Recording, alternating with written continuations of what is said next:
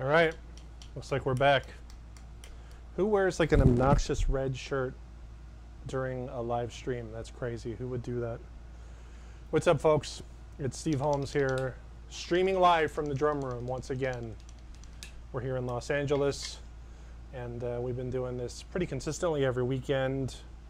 After a hard week of life, this is our therapy. We play, we get it out of our system, we chat about drumming, we answer questions, we get a little Q&A going here, and that's it. I'm a little bummed. I got the this other camera going here, but it's not going to work, unfortunately, because I couldn't get it to work and be in sync with the audio and have two cameras and blah blah blah. But we got this camera and we got some good audio going here. So I'll shut up and I'll just play some drums and we'll get started with that. All right. So any issues with the picture or the sound, let me know in the comments.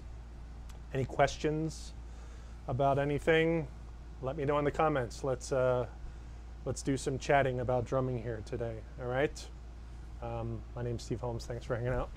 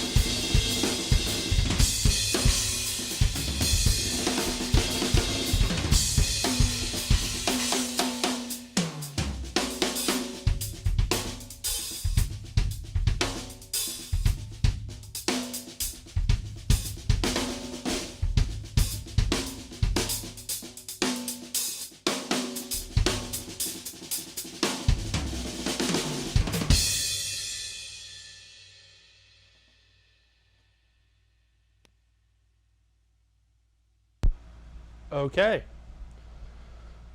A little warmed up. What do we think? How's it sound? Okay. I'm really bummed I couldn't get that other camera working. But what's up, folks? It's Steve Holmes. Pardon my winded nature. Cheers. So here we are. Weekend drum stream.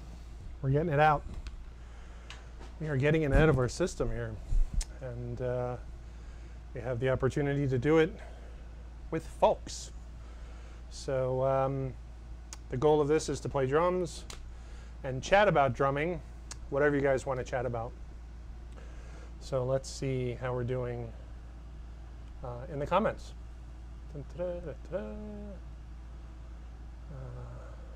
How good do I need to be at sight reading drum charts? Well, that depends.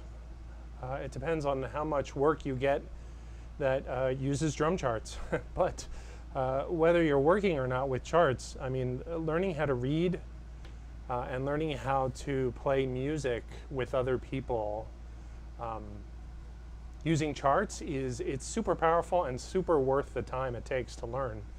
And the drummers actually have it a lot easier in terms of reading charts compared to other instruments, in my opinion, because most drum charts aren't terribly specific in terms of what you're supposed to play in terms of the time. Usually they'll just tell you the style, and then you read the basic rhythms of what the band is going to do, either using section figures or ensemble figures. That's like big band terminology. It's like, you know, only the sax section is going to play this figure, and so you just play it like while you keep time, as opposed to when the whole ensemble's playing the figure. In that case, you want to orchestrate the whole figure, you know, using the whole kit with big notes. But learning how to read is super helpful. Even if you don't have a lot of opportunity, it's good because it helps you understand the language of music. It helps to understand the language of rhythm. And it helps you get more familiar with tunes, and that's priceless. And so I definitely recommend taking the time to do that. It's difficult, and I don't have a lot of experience doing that kind of thing. But man, it is an art form. It is an art form, and it's very valuable too. If you do get good at that, and it becomes known to the kind of folks that hire musicians, then you're definitely going to get more work, because you don't want to have to say no when someone calls you and it's like, hey, I got these charts, can you read them? You want to be the guy that's like, yes, I can. Otherwise, someone else is going to get that gig. So how's that for an answer? Let's see. Karsten Omalt. Could you talk about 3 strokes with traditional grip? Do you use your thumb for the most part, or do you incorporate your index finger a lot to enhance the bounce? Let's see, 3 strokes with traditional grip. Man, that's the kind of thing that just kind of automatic pilot, and so I'm not even sure what's happening. I mean, 3 strokes. I mean, first, before doing 3, like getting a good ghost note after the backbeat, I find is super valuable. But yeah, we can talk about 3 strokes with traditional grip. Let's see. Let me get something going here that uses some busy traditional grip ghosting, and then I'll stop and we'll talk about it.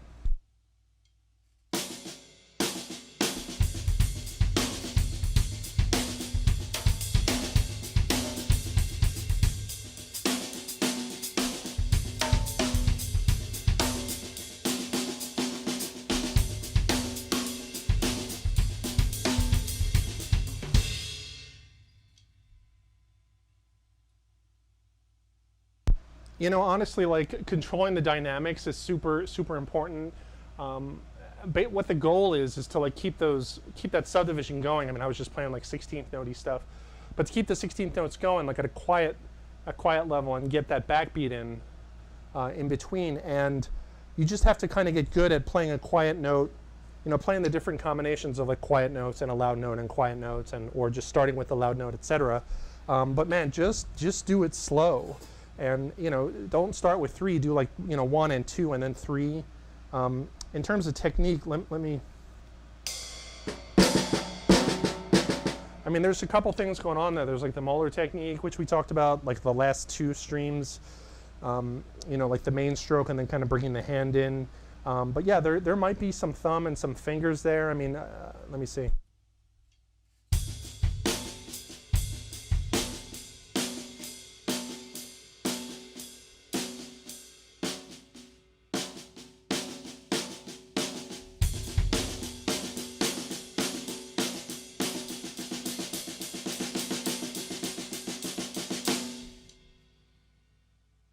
I'm finding it's more wrist actually than fingers.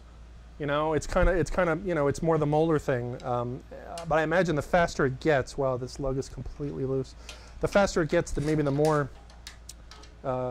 fingers need to get involved. So let's speed it up a little bit and take a look at what's going on.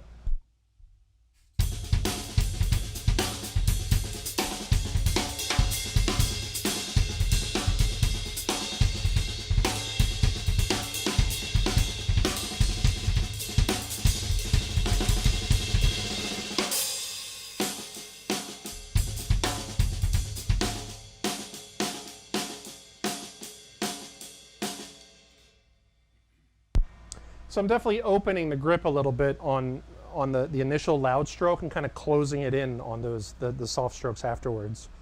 Let me just try it. Maybe I'll just play it slow and then speed it up.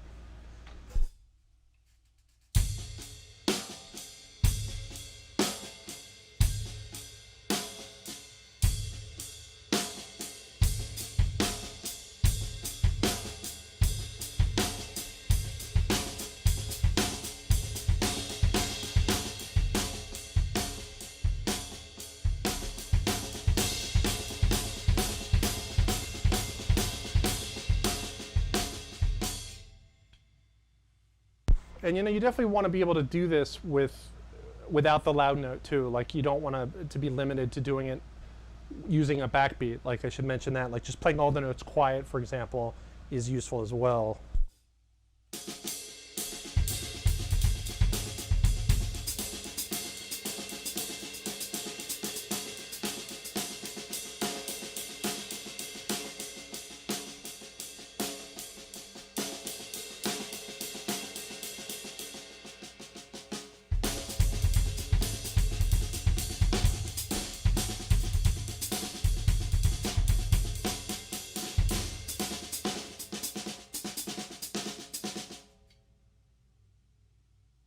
There's definitely some kind of dribbling going on there. Like I can feel, like I'm not powering out all those strokes. I'm definitely letting the stick rebound, and I'm just kind of dribbling that rebound on those soft strokes. That's definitely what's happening there.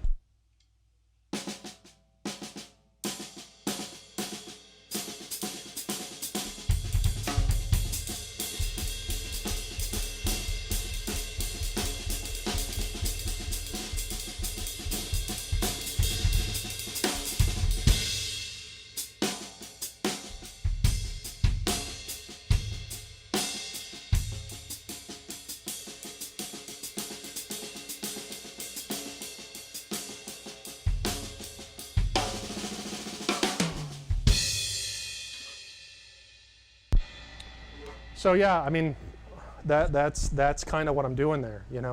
I've spent a little time trying to get all those notes to just kind of keep going. I'm definitely using the molar technique to kind of start it, get some strokes out, and then kind of restart the process with that downstroke. That's the beauty of the molar, is that you can kind of get like a wave of notes going and then restart it. So that's how I'm doing it. I mean, I do work on like the finger stuff, that you see guys do, but I don't really, I think that's more of like a supportive technique. It's not something that like I find myself leaning on a lot. I've spent a little time dribbling the stick and, doing the finger stuff, but very rarely am I like, oh, only fingers, usually the fingers just kind of help behind the scenes while other things are happening,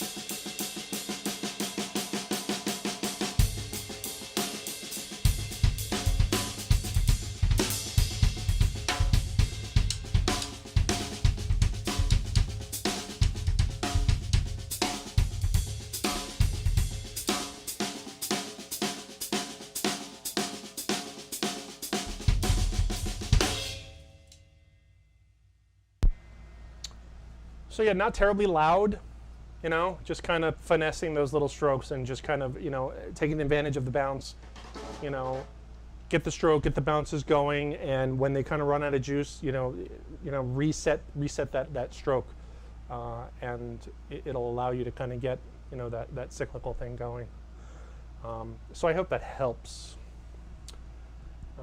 Let's see, that was for Karsten. By the way, anyone that's interested in supporting the channel, there's a super button on the bottom of the chat, like the big smiley face and the $sign. We're trying to upgrade the studio here and get some curtains and lights and cameras and stuff. So if anyone wants to support the channel, there's an opportunity to do that there at the bottom with the super button. Let's see. Peter says, "Hey Steve, love your aesthetic." Sorry, the chat is kind of going crazy here. "Hey Steve, love your aesthetic choices when it comes to playing. Could you maybe explain how you go about practicing timing?" Sure. Practicing timing. Well, man, I mean, there's just no substitute for that kind of thing. I mean, having good time, you know, it's super important, but, you know, playing with a good relaxed feel is equally as important. Those things kind of go hand in hand. But in terms of time, the concept you want to think about, if you haven't given it a lot of thought, folks tend to think about, like, you know, the notes and them being in time. But the thing that makes time consistent is not the notes. It's the space between the notes always being the same. And so it helped me to give thought to that concept, because, you know, a monkey can hit a drum, but the skill is like waiting the proper duration before you hit it again when it comes to time. And so that's a good concept to think about, you know, the space between the notes, particularly in slower tempos, you know, and then when you get into like kind of slow jazz and that kind of thing, then it's really like a deep thing. But in terms of practicing, something that I used to do a lot, not so much these days. I've been thinking about trying to get like the click happening here. Maybe we'll do that on the next one. But basically, I would program a drum machine to do, like, say, 3 bars of a quarter note, and then for the 4th bar I would have it be silent, and then I would loop it so it would start again. So it's a 4-bar cycle. And so when that 4th bar comes around and the click drops out and you play your fill and you come out on 1, and a lot of times you'll be surprised, man, like you hit 1 and the click comes a little before or a little after you do, you know, so you'll be like ding, ding, ding, ding, king, king, and you're like, what? You got to be on top of the click. That's how you know that you're with the click, is when you can't hear it. And so that's what I would do. I would program my click to be there and then not be there and repeat. And so you can do 3 bars with and 1 without. Then you do like 2 bars with, or 2 bars and 2 bars without, etc. Then maybe 1 bar with, and then maybe, you know, other ways to give yourself the click, but not have it all the time. Like maybe the click is only on 1, you know, or maybe the click is on 2 and 4. You know, that's the thing. A lot of folks don't get creative with that. I mean, I've seen guys that, you know, because once you get comfortable hearing different polyrhythms, you know, against the click, you know, if you could play the polyrhythm against a quarter note, then you can switch that, and you can be the quarter note and have the click insinuate that polyrhythm, you know. So instead of the click being the quarter note, for example, you know, you could be the quarter note and the click is a dotted 8th, you know, or something like that. And so kind of getting that you know, that contrast, that pairing, to help solidify your internal clock, because that's what you got to do, especially at slow tempos, man. Like 60 BPS, you know, 50 BPS, you know, just do, ba, do, ba. You know, every note needs its due value, and thinking about the space between the notes, you know, turning on the click, taking away the click. You know, find some songs that are at uncomfortable tempos. That's the other thing, man, is, you know, people practice their stuff, their grooves, their chops, whatever, at tempos that they're comfortable at, and there's a lot of value to turning it down just a little bit, maybe not like ballad speed, but like what I call those uncomfortable medium tempos, where like triplety licks are not going to sound good, and so you gotta come up with other stuff, you know. So what else on time? You know, we talked about playing slow. I mean, playing fast too is difficult. That's definitely not a given. You know, it's hard to play fast, and you might find yourself able to do a lot of your stuff, you know, at fast tempos, but, you know, chances are there's a couple of things that when you try it at the fast tempo, you know, your body's not ready, or your hands can't do it, or you can do it and maybe it's a little rushed, or the transition coming out of the thing is botched, and so getting back to the groove, you know, that's so important, that transition, you know, playing the groove, playing the fill, going back to the groove, you know. People don't talk about that transition, and that's super, super important, you know. Counts 3 and 4, and then 1 and 2, you know, as a group needs to flow and groove just as much as counts 1, 2, 3, and 4. Especially if you're playing like a busy fill or an out fill or something like that's a little unorthodox. Like, you know, you got to be rock solid, and it's got to feel good. It's got to feel relaxed. I'm all about practicing things to the point of being able to play it in a relaxed fashion, because I think when something is played relaxed, that it feels better than when it's played not relaxed. And the way to be able to relax while you play is to require less effort to do it. You know, if you're at like 100% effort to do something or lift something heavy, as opposed to like, oh, lifting something light, it's like no problem. You know, so I want my playing to feel like I'm lifting something light, you know, most of the time. Obviously, when it's musically appropriate, you know, when the song and the energy of the music calls for you to be, you know, like whatever tense and energetic and that kind of thing, like then you got to be able to bring that too. But by and large, I think the default place of like, you know, good solid time, relaxed feel, I think that's where you want to be. So I hope that answers that question for Peter, talking about playing time. Let me know if it didn't. Oh, look, Julian Fernandez from House of Drumming, always inspiring, Steve. Thank you very much. Man, House of Drumming crew representing. Let's see, Lucas Streel, greetings from Argentina. AC Drums, hey Steve, sounds great. Thank you very much. That was a humbling warm-up. Let's see what else we got pretty clear. Do you have any tips for jazz drumming, says Samir V. Man, that's kind of a broad topic. We've talked about jazz drumming before. Examples of paradiddle groove, Diego do Brazil. Let's see what else we got. Just turned 18, says Berna. Okay, happy birthday, Berna. I did the gap click exercise, but I feel like it doesn't help. Gap click, I'm not, oh, the gap click, oh, it doesn't help. Then I don't know what to tell you, man. I mean, you got to practice the right stuff, the right amount. Let's see what Chris Ray says. What's up, Steve? Just got into SDSU School of Jazz. Congratulations, man. Any tips on placement audition? Not really. I mean, other than, you know, just prepare. Put in the time and prepare. Don't distract yourself with unimportant things. You know, I would imagine a placement audition to get into a music school is super important, and so that's the time to like put away the gadgets, stop surfing the web, memorize the F out of the tune, you know, learn the tune inside and out, learn everything about the tune, what the tune is trying to say, the intention of the tune, how best to support that intention with your drumming, and that'll come out when you play, and hopefully that helps. What are you working on these days for your playing, says AC Drums. You know, what am I working on these days? I'm trying to play different things. I'm trying to force myself to play different things that I normally do. I'm trying to get a little more creative with fills and phrasing.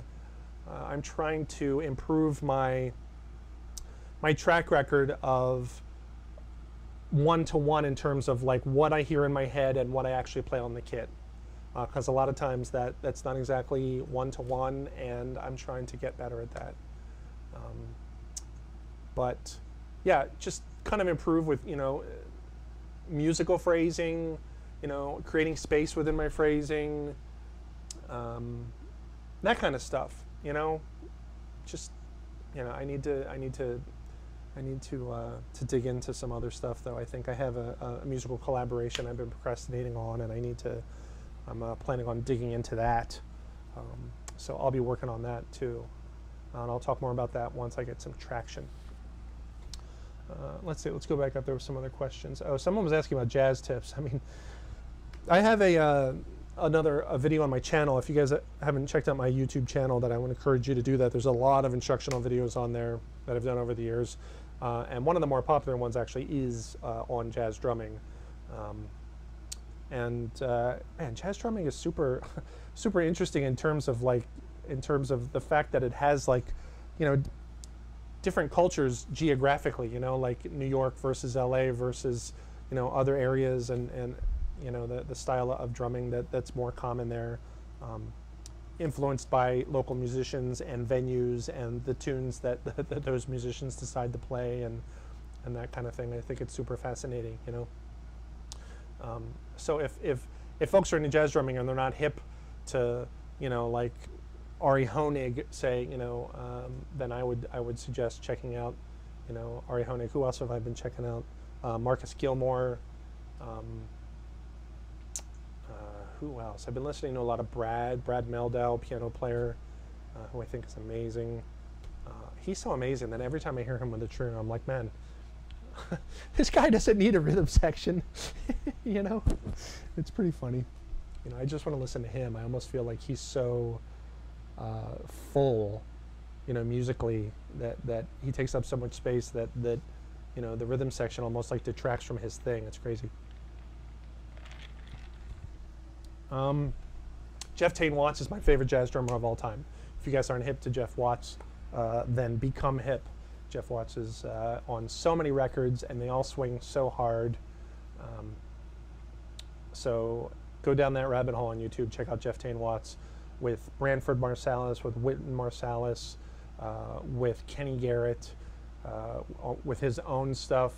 There's a couple of CDs that he's put out. Man, there's a tune he recorded called Mr. J or Mr. JJ. It's got Branford Marsalis and Michael Brecker on it, and man, I miss that tune. It's like this up-tempo swing thing during the solos anyway. There's like a pseudo-Latin thing during the head. But man, the sax solo's on there. By the time that tune is over, my stereo is always like cranked all the way up, because sure enough, while it's playing, I'm turning it up and turning it up and turning it up. Jeff Watts is amazing. I love that guy. So I mean, yeah, jazz drumming, man. I mean, that's just such like a big thing, and I'm actually not playing with a lot of guys these days, and so I'm hesitant to kind of get into it. But you know, it's worth mentioning that you know, there are things that, you know, a lot of the books don't talk about, you know, in terms of basic jazz independence, and like, what do I do once I make my limbs independent? You know, there's not a lot of, you know, books and videos on that stuff. I mean, John Riley's got some great stuff, some great packages and instructional stuff on that. I was gonna say, what, Herman Riley, the guy who's really good with brushes that plays with Tony Bennett, Herman Riley. I'm sorry, I'm butchering his name, but man, I really like that guy's playing too. But just find jazz records that you think are amazing and ask yourself why they're amazing, and get more specific about the drumming and what is it about the drumming that is supporting that music and making it like amazing to you. Try to get inside of that, and you know, maybe try to connect, you know, the academic part of jazz drumming, which is books and independence, and you know, learning tunes and stuff, and like connecting them, like, you know, to records that you love, and finding out how to make that transition. You know, listen to as many jazz records as you can. Buy a real book. You know, learn all the, you know, the jazz 101 tunes that folks call. You know, learn the forms inside and out. Find tunes that have an odd number of bars in their forms. You know, internalize what those forms sound like. Solo over those forms. You know, that kind of stuff. That stuff is super challenging, super useful, because it's about playing music with other people and getting familiar with that music. So when someone calls a tune, you know, sit there and go, like I do. So those are my jazz tips for today. Anyway, paradiddle groove. Man, paradiddle groove. I'm not sure what you mean, Diego. Examples of paradiddle groove. I mean, paradiddle grooves. Yeah, you're gonna have to be more specific on that one.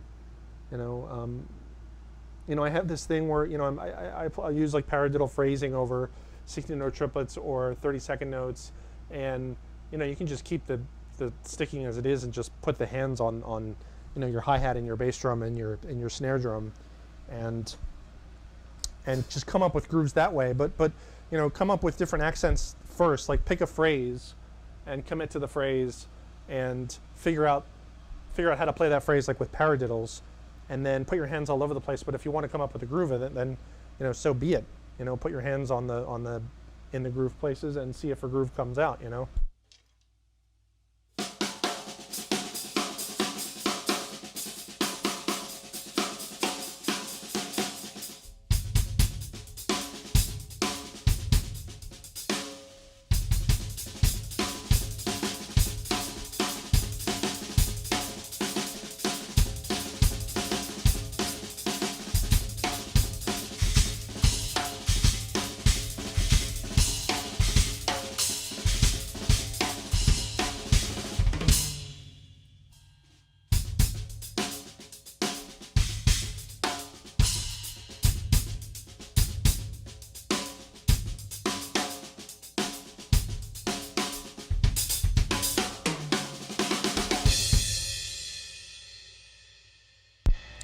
Some pretty lame examples there, but you kind of get the point, you know. Like right-handed paradiddles, you know, end up like accenting with the bass drum. Left-handed ends up accenting with the snare drum.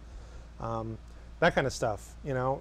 Experiment with you know, those root accents, you know, because that's what I'm thinking, like dun dun dun dun dun dun dun dun, and coming up with grooves with that kind of thing. I mean, but normally that's not how, you know, I come up with grooves. You know, if I come up with a groove, it's like, you know, there's a phrase going on between the bass drum and the snare drum, and I'll have a particular kind of energy that I want.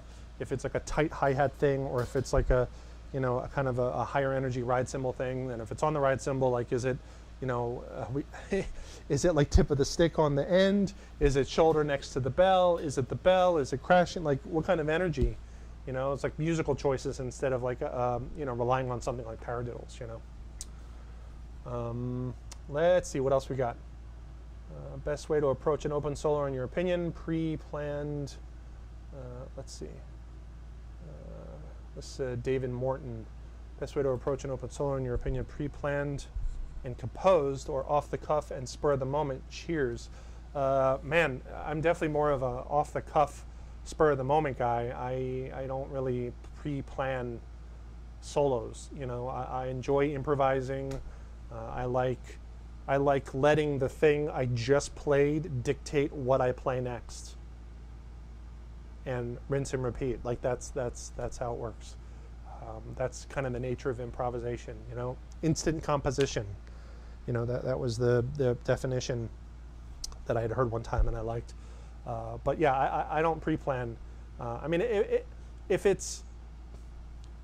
there's a musical context that, for example, like, okay, to start off this song, play an open drum solo. So then, yes, I would try to link the drum solo to the song in some fashion, either through the end of the solo, playing phrases that, you know, set up what's going to happen in the tune, or throughout the drum solo, you know, have a theme, and maybe that theme is rhythmically relevant to the tune, you know, that kind of thing.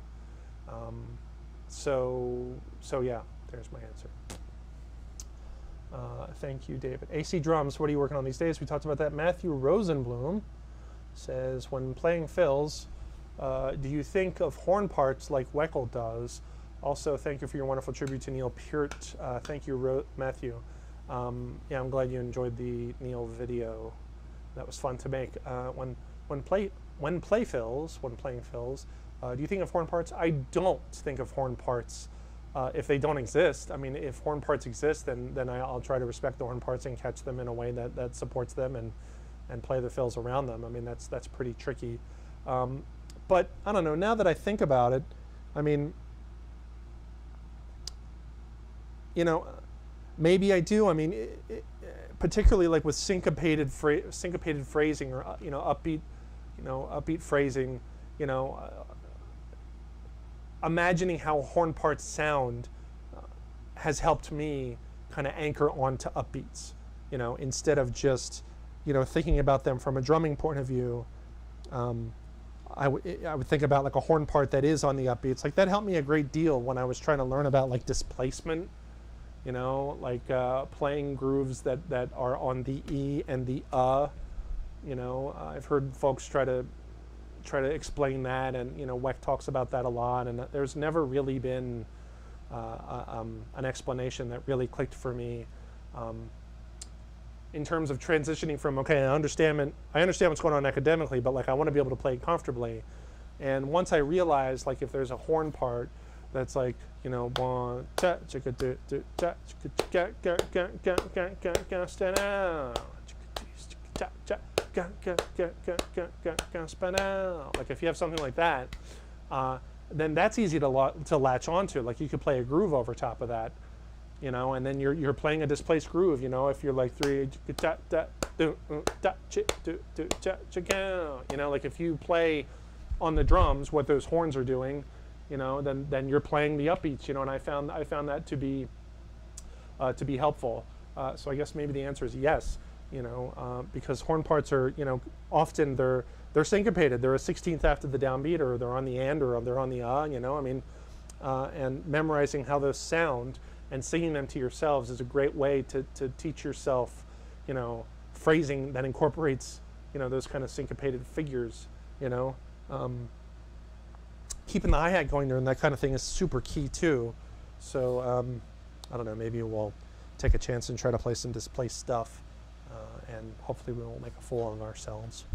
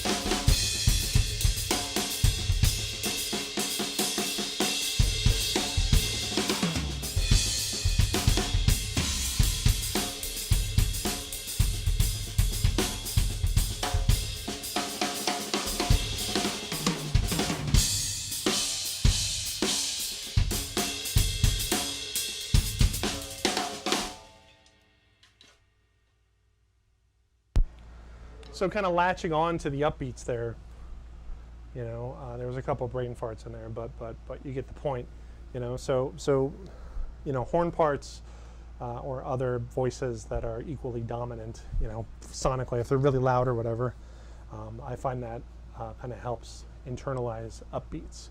So I guess in that context, I do. I hope that answers your question, Matthew. Let's see, Joint Ventura. If in the church, all-time favorite jazz record of all time. Okay. Joint Ventura is recommending a jazz record. Let's see, Peter, which drum books did you study? Which do you think are important for every drummer? I didn't study from a lot of books. I did a lot of the Ted Reed syncopation exercises. I worked out of that. I've got page 38 framed over there, actually. I should hang it up in the background. I need to hang up some things here. So Ted Reed syncopation, I worked on that. Just did the basic, like, right hand plays the swing pattern, 2 and 4 with the left foot. Left hand plays the figures. Then playing the figures, like left hand gets an eighth note, right foot gets a quarter note, that kind of stuff. I did the Advanced Techniques for Modern Drummer by Jim Chapin for Jazz Independence as well. What else did I do? When I went to Musicians Institute, there was a number of books we used. Even in the Odds from Ralph Humphrey for odd meter and odd groupings. Dug into that a little bit. Joe Piccaro's book is helpful. I had a lot of that stuff kind of happening already by the time I got to MI, but man, it's a great source of like applying rudiments to the drum set. I think it's called The Complete Drum Set Method by Joe Piccaro. That was another book. I know that Steve Houghton has some great, this is like old school books, you guys, has some great books that have some play along stuff. John Riley, he's got some great jazz stuff. But I'm not really the guy that's like, oh, this book and this book and this book and this book. I mean, Tommy Igoe's package I always thought looked valuable. I've never tried it, but like I always thought it was cool that he tried to provide musical examples for like all styles at different tempos and stuff, and I always thought that was handy. So yeah, I marched a lot in high school. Did marching band like for 4 years. Like we competed, and there's actually a video on my YouTube channel that has some of the highlights from those years, believe it or not. But it was like serious rudimental drumming, kind of in the style of like DCI and drum corps. Certainly not on that level, but definitely like trying to be like a lot of clean double stroke roll rudiments. And we had a percussion instructor that wrote out custom drum parts for us. This guy named Charlie Dreer, and he wrote out some really cool parts that really had some really hip double stroke oriented rudiments in there. And so for 4 years in the marching band, we played at all these band competitions. We played at every football game. We marched in all these parades, and we did all these rehearsals. And so I did a lot of drumming for 4 years in high school, and that really helped develop my hands. And so that's not necessarily a book, but there was a lot of reading with that stuff. So that was super fun. Isaac Lee says double-paradiddle groove for the altered song. Yeah, talking about Machtave. We talked about that song before, and I actually have a track of Machtave without the drums. I should do like a play-along thing. Machtave is a song in this group that I play with called Altered with myself, and John Flitcraft plays bass, and Jeff Miley plays guitar, and just incredible musicians. And they always write these really challenging tunes that really help push me out of my comfort zone. And one of the tunes was like my attempt at doing like a drum and bass kind of groove, like back when that stuff was kind of becoming relevant and popular and whatever. Anyway, let me see if I can remember the Machtave groove. You guys might think it's interesting. We can go over it. See if I can remember it.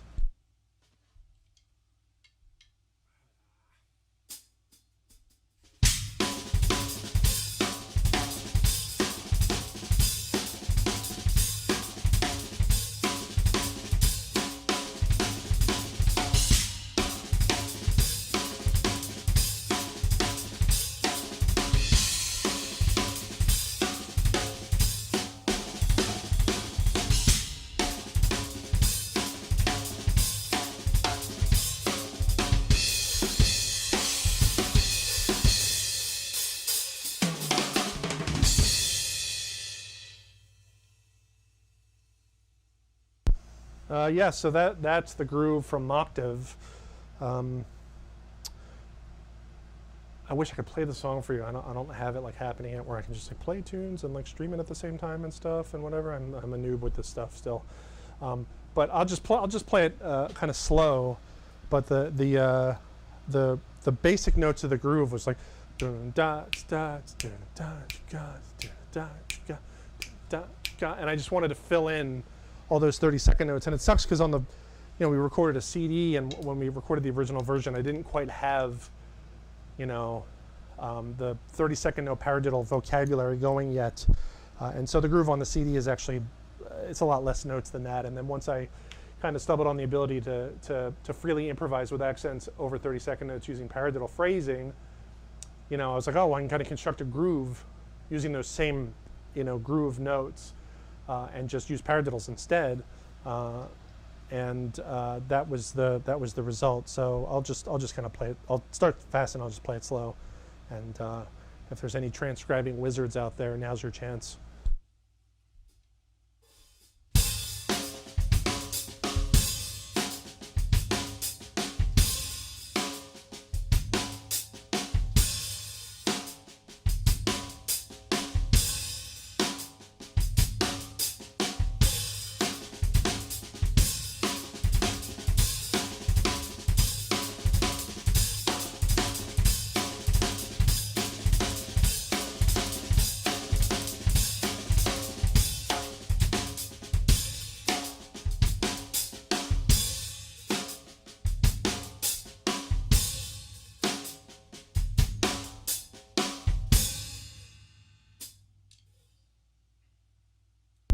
That was the basic groove, but then about halfway through, it kind of did this dotted quarter thing where it was like dun dun dun, and so I just did the old Vinnie like left-handed paradiddle diddle thing that hits those same accents, and I really just think that sounds cool. It's a cool way to play those accents.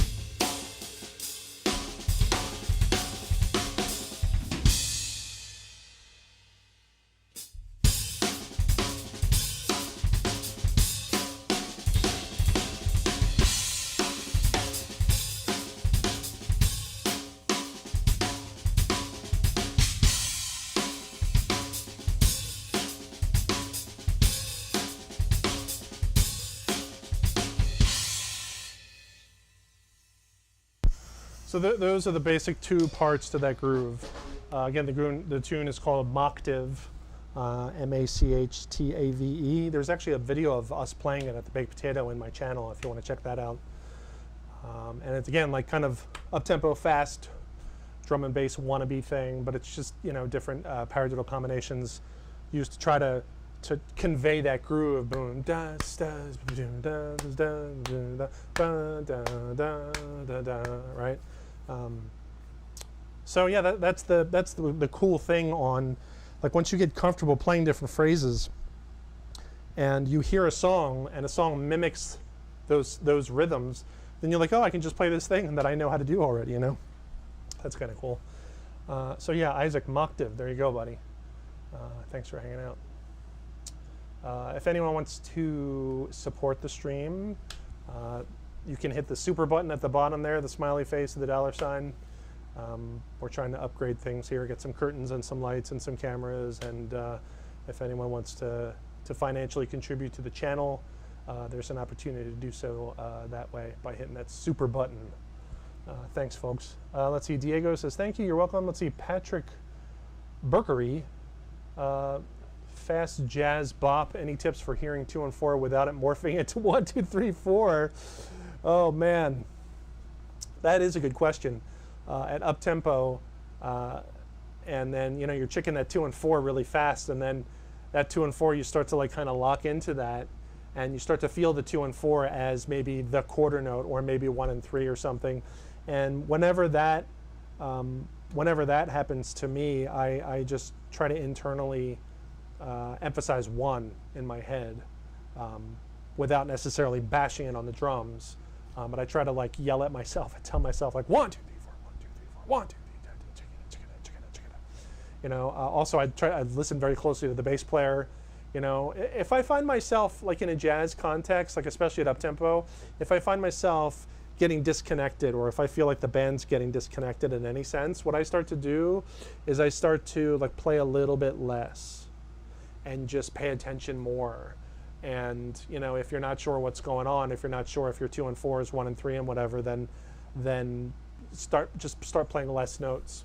You know, which, you know, saying it out loud sounds a little questionable, but you know, I'll stand by it. You know, because hopefully it won't happen for a long time. You just kind of do it until you get reconnected again. You know, and there's what, you know, chances are you can, you know, you're looking at the bass player and like you're communicating to him like, hey, you know, let's get reconnected, kind of interlocked, and kind of do that as soon as possible, and then kind of go back to what you were doing. But yeah, kind of playing less and listening more to get kind of re-locked in. I recall doing that on jazz gigs, and yeah, it's pretty tricky. But man, just doing a lot of listening to up-tempo tunes. There's some really good. I recall a video on YouTube actually from Danny Gottlieb, you know, who played with Pat Metheny, you know, years ago, and a bunch of other folks. And he's you know, a famous student of Joe Morello's, and yeah, he had some really good advice on playing up-tempo jazz. So look for that video. But you know, honestly, like listening to up-tempo tunes, memorizing up-tempo jazz solos, singing the solos to yourself, keeping track of 2 and 4, you know, yelling the count of 1 to yourself, you know, not necessarily playing it loudly, but just really making sure that internally you know where it is. That's the beauty of that, is it's kind of insinuated. It's not necessarily played, but man, it's important to keep track of that, obviously. So there you go, Patrick. Let's see, Greg Patterson, your thoughts on Thomas Pridgen? He has great chops, but seems to overplay every song. Well, I mean, that's whether or not someone overplays is subjective. I like Thomas Pridgen's drumming. I think he's got amazing energy, and he really shook things up when he came out. When, like, that Modern Drummer Festival video came out, and I remember watching that with my friends, and you know, we were kind of, you know, that was right around like when the JoJo Mayer performance was popular and stuff, and man, Thomas just came out. Thomas kicked the door down big time, and you know, there are drummers that sound similar in that they choose to play a lot of fast single stroke phrasing, and so there's guys that stick out in my mind that utilize that phrasing. You know, Thomas Pridgen, and I'm a big fan of Chris Coleman, and you know, and that kind of thing. But man, yeah, Pridgen, his playing is ridiculous. I look forward to see like these guys that are so amazing when they're young, and I look forward to seeing like what happens when they get older, and maybe, you know, get a little more, you know, wisdom. You know, it's been neat seeing like, you know, Tony Royster Jr. was a big whiz kid when he was young, and now, you know, he's just like turned into this monster, you know, monster drummer. And I remember seeing Chris Dave play with Kenny Garrett at the Catalina Bar and Grill, like mid-90s, right? 94, 95, I want to say. And we were just blown away. Like, he just had the most ridiculous speed and time. And Kenny was putting him on a pedestal, like on the few gigs that we saw him. Like, he featured him a lot. And he just blew us away. And I remember my friend saying, like, man, I can't wait to see what happens when this kid gets older.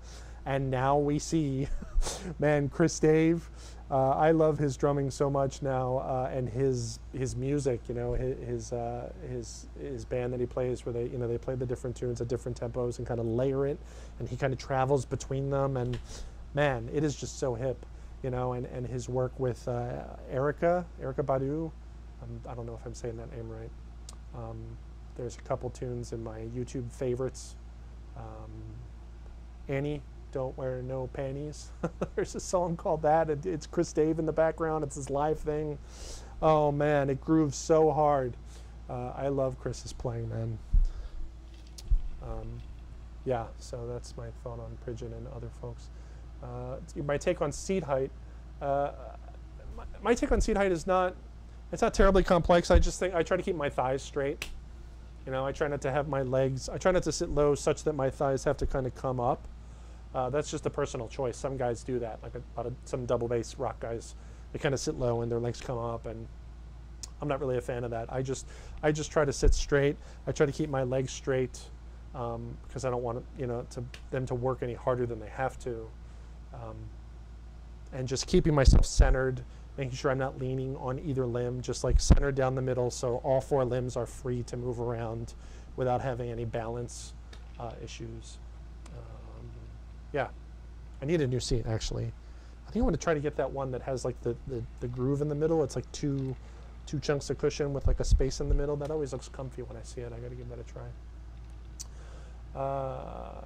Let's see, interpret drums. Hey Steve, could you give any pointers on finding live and session work, especially when moving to a new place? No. No, I'm just kidding. Yeah, I say that because I'm not really the guy that's not my forte. But man, with the internet and social media, like there's never been a better time to be exposed to this kind of thing, man. And just, it depends on the area, but using the internet to find things, and every local band has their own Facebook page, and man, it should be pretty easy to kind of get out there. But really, more specifically, I find that it's valuable to be the person that musicians think of if they need a drummer. That's really what you want to be, the person that folks think of when they need a drummer, and so you got to find the people that have use for drummers, like musical directors and bass players and keyboard players and sax players and guitar players, and you want to be the guy that comes to mind, and I find that actually the internet is actually, for the most part, not that, it's helpful with that, but it's no substitute. It's no substitute for playing live and being seen live and just hanging out and just, at the risk of sounding corny, like just being on the scene, but that's part of it. People will think of you when they're thinking of that, that thing. When I think of bass players, I think of bass players that I see working a lot around town, and the same with drummers, and it's kind of unfortunate because that doesn't really favor the underdog. And if you're the guy who's in your garage or in your practice room and you're really good and you're not getting work, even though you qualify for the work, being a good player doesn't qualify or doesn't get you the work like exposure does, and it's not necessarily like, hey, check out my channel. It's like you got to be out there not only playing, but you got to be going to gigs and just kind of hanging out and talking to folks and just being the guy that's out there so that you are top of mind when someone needs someone. In addition to just being, on recordings and stuff, and letting, if there's musicians that you like, local musicians, just letting them know, like, hey man, I really, really love your music, would love a chance to play. I had a conversation with Dave Carpenter years ago. Dave Carpenter is an LA bass player who's no longer with us. He was an amazing bass player. He's playing on a bunch of stuff. If you Google him, you'll see all these recordings he's on. But I used to see him play around town a lot when I would go to jazz shows, and he told me that one of the things that helped him was that instead of waiting to get called by guys, he would just book a gig, under his own name, and he would call guys. Like he told me that he hired Peter Erskine for one of his gigs, and then Peter started calling him as a result of playing with him. And so that's also something you can do, is if you're not getting called by guys, then book a gig and you call guys and you get them to play, and you can expose them to you through that way too. But playing music, focusing on music and not drumming is super helpful. Which I'm obviously not a good example of these days. Right? I'm just sitting here, blowing and playing drum solos and improvising and stuff. But that's what I would recommend. Like, be the guy that can play music. Be the guy that's into music. Be the guy that knows musicians. Because that's the goal, is to play music. And over time, folks will see that. So Intrepid Drums, that's for you, buddy. Let's see, Pablo Swanson, love the way you use that left arm turn on Machtave. Thank you, very tasty. Let's see, Baseman Artie, that's a great name. Love your channel. Troy from American One Productions Rehearsal Studios in Woodland Park, New Jersey. Yeah, go Jersey. I grew up in South Jersey, went to Mainland High School in Linwood. Let's see, Michael Attenzio, would you do a little Stewart Copeland groove or spirit of the material world. Your own variations would be cool. Man, I'm not brave enough to do that. I'm not brave. I would have to work on that stuff before I felt comfortable, you know, demonstrating it to answer a question. Stewart Copeland's like the master hi-hat guy, man, and the only other person I've heard come close to mimicking that stuff is Vinnie, because Vinnie played with Sting for decades, you know, and so he kind of checked that box and took it to a whole other level. But man, yeah, I would just dive into that Stewart stuff. There's some really good concerts. That Synchronicity 2 live concert just blew me away when I was younger. I remember seeing it and just being like, oh my God. You know, he would play entire fills with his hi-hat. You know, they just leave him wide open for a couple of bars, just him playing a fill, and the only thing he's playing is like this hi-hat, you know, these musical phrases using the hi-hat. And it's amazing back then, like the effect it had on pop music. You know, like Red Rain from Peter Gabriel. You know, it starts with like Stewart. I'd heard that's actually Stewart playing the hi-hat, but not much else on that tune. And it's funny. I also heard like what Boys of Summer from Don Henley. Like you hear that, like whoever programmed the drum machine on that was clearly like, how Stewart Copeland can we make this? It's pretty crazy, and it's a shame because you know Stewart would have played that tune so hip, and I like that tune Boys of Summer, but it's just like a machine-like version of Stewart Copeland drumming. So unfortunately, no, I'm not going to demonstrate that stuff, but maybe I would ask Mike Nealand. I don't know if you guys are hip to Mike. He plays in a police tribute band. He's all about that stuff. He's definitely graduated from that school. So I forget the name of the police tribute band, though. But man, Mike Nealand, police tribute band. Google that, and you can see him. He's seriously taken on that kind of endeavor. Let's see, Patrick. Thanks, going to try yelling. Problem Swanson, thanks, Pridgen was amazing. Yeah. Thank you. Let's see. I think it's the name of the throne of the game. Oh, okay. Yeah, I got to check out that throne. Stewart playing on Red Rain. Yeah, that's a great record. Okay, so we're caught up on the comments. I'm just going to play some more. And then if anyone has any other questions or want to talk about anything else, continue to post questions and comments, and we'll chat some more. I'm just going to go back to kind of improvising and practicing.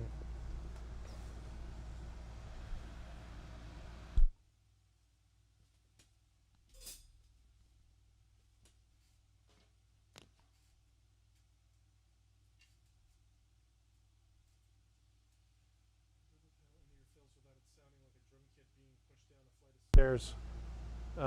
AC drums, how do you incorporate the double pedal into your fills without it sounding like a drum kit being pushed down a flight of stairs? Sorry. Man, there's some things you can do with the double pedal that I kind of like that isn't terribly stereotypical sounding. Like here, let's pull the camera down and see if we can get some double bass cam action going here.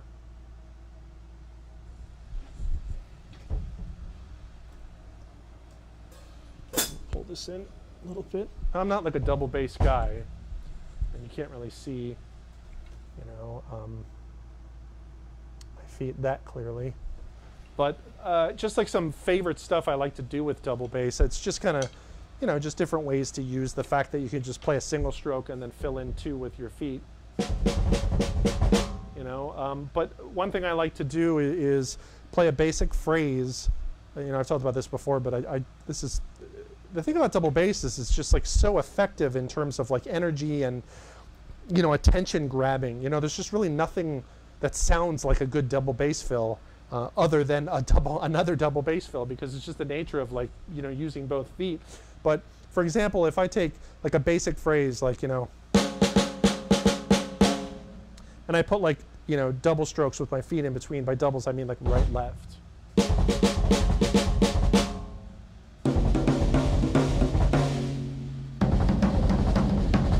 You know, just that, but like putting it on drums and cymbals at the same time in the context of a fill, I think sounds super cool. Or just you know, with ride cymbal and snare drum together, you know.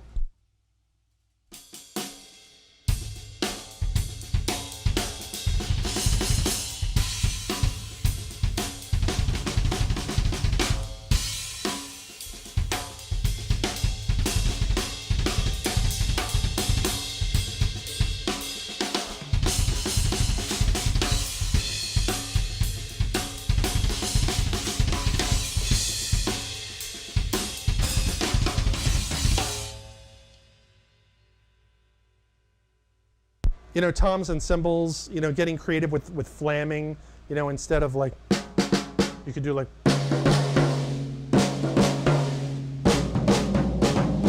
that kind of stuff, but just again, filling in doubles with the feet.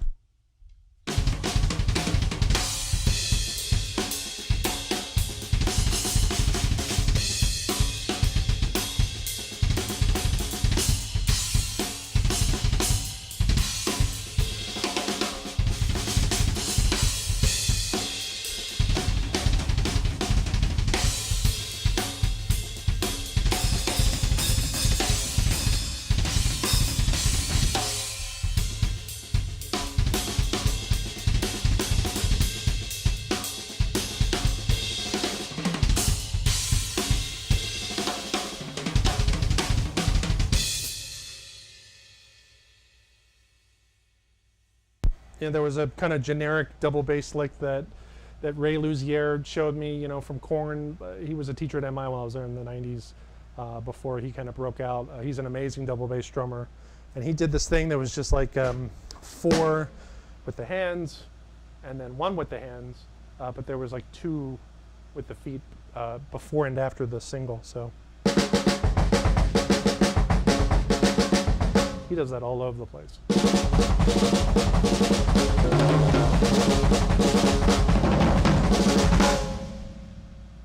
And then you can use that to jumpstart the thing we were just talking about, right? You can do like.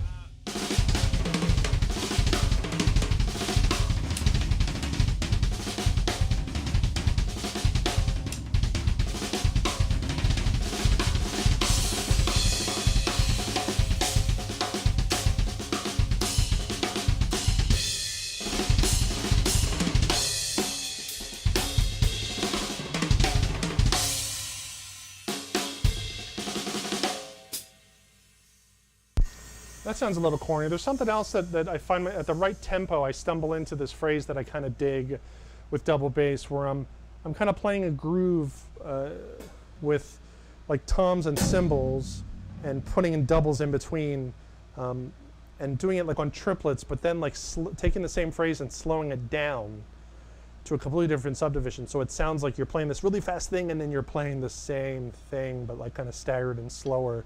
Let me see if I can find that. It's going to sound a little cheesy, but it can be fun.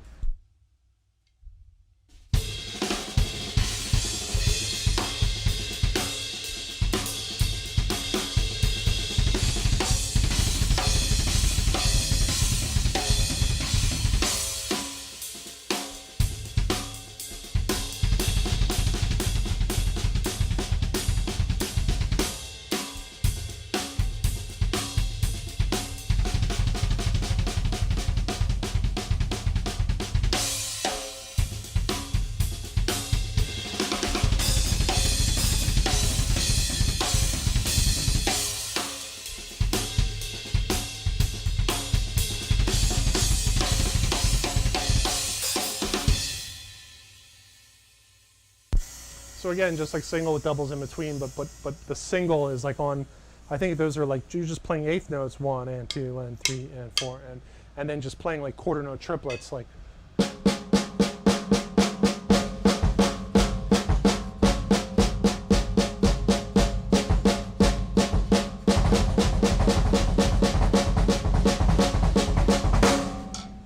You know, that kind of thing.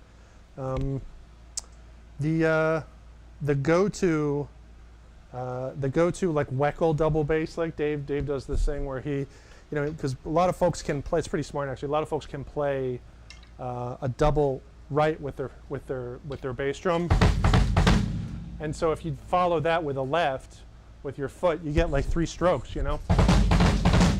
And you know, Dave will do this thing where he'll play flams on whatever subdivision and fill in like those 3 notes with his feet, but doing the double right left sticking. Right, so I'm doing like double right and then a left with my foot there. So if you can do a double right, a lot of folks can do a double right, you know. you just follow with a left, and then you get like a free like 3-note grouping, and so you just do a group of 4 notes. It's like hand, foot, foot, foot, you know, and the 3 feet is the double right left.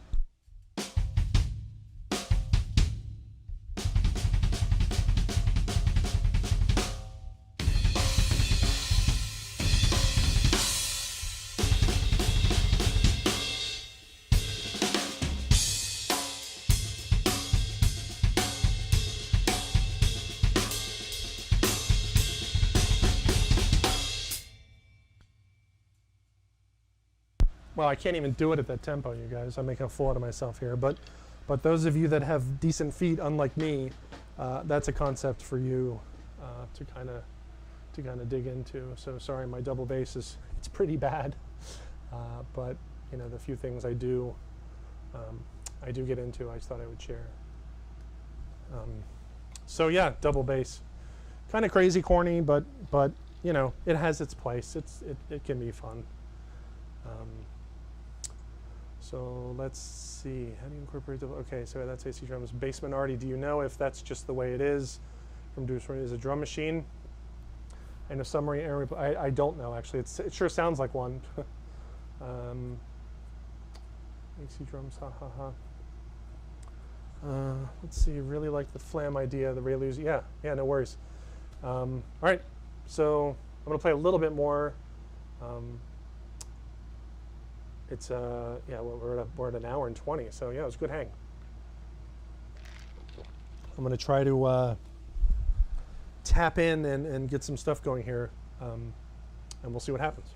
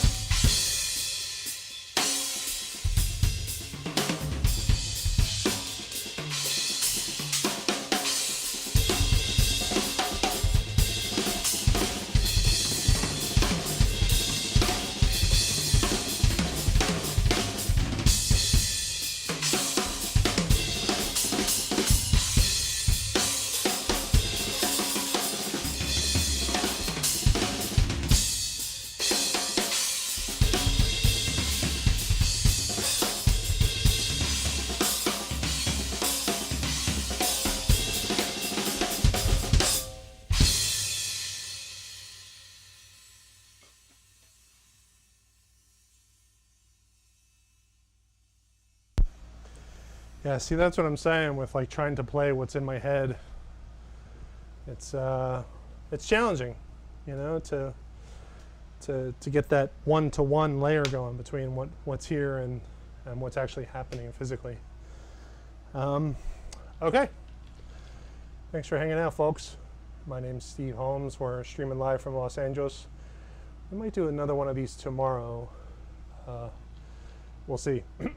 Anyone that's interested in financially supporting the channel, you can hit that super button at the bottom, the smiley's face of the $. If you found this, if you found the answers useful or informative. Let's see. Do it 4 times slower. Oh man, Curtis 45. Break out that 8-inch cherry wood tom. Curtis. I'm going to show that comment. Curtis sold me that 8-inch recording custom drum. He wants me to set up the recording customs. We shall do it one day, I promise. For now, I like the Phoenix, though. You know, we'll see. That's going to do it. Thanks for hanging out, folks. My name is Steve Holmes. We're streaming live from Los Angeles. We will talk to you next time. Peace.